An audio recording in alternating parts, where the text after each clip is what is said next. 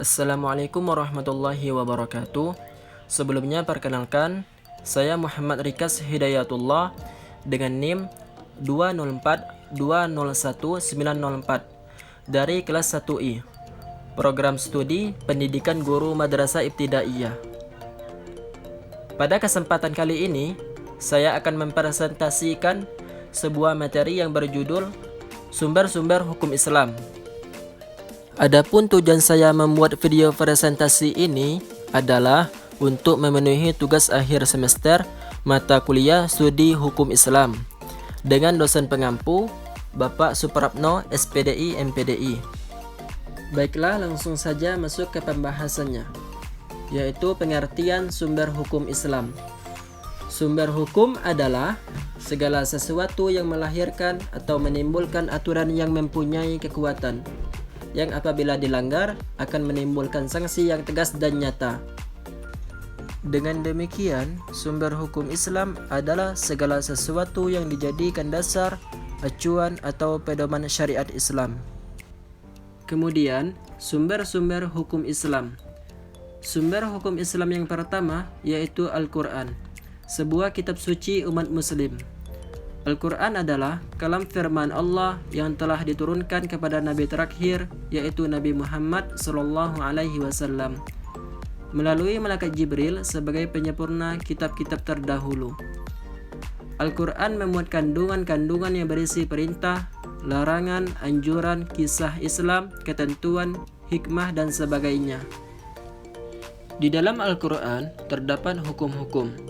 Yang pertama, hukum-hukum iktidaiyah, yaitu hukum yang berhubungan dengan keimanan kepada Allah Subhanahu wa Ta'ala, kepada malaikat, kepada kitab-kitab, para rasul Allah, dan kepada hari akhir. Yang kedua, hukum-hukum hulukiyah, yaitu hukum yang berhubungan dengan akhlak. Yang ketiga, hukum-hukum amaliyah, yaitu hukum yang berhubungan dengan perbuatan manusia. Sumber hukum Islam yang kedua adalah as-sunnah atau hadis. Selama masa hidupnya, Rasulullah SAW berinteraksi dengan masyarakat yang hidup pada masanya. Hasil dari interaksi tersebut, baik berupa perkataan, perbuatan, maupun ketetapan Rasulullah, disebut sebagai as-sunnah atau hadis.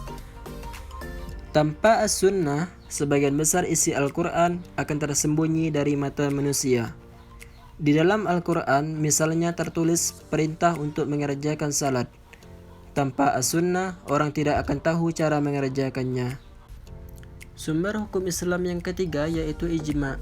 Ijma' merupakan kesepakatan para ulama dalam menetapkan suatu hukum-hukum dalam agama, berdasarkan Al-Quran dan hadis dalam suatu perkara yang terjadi.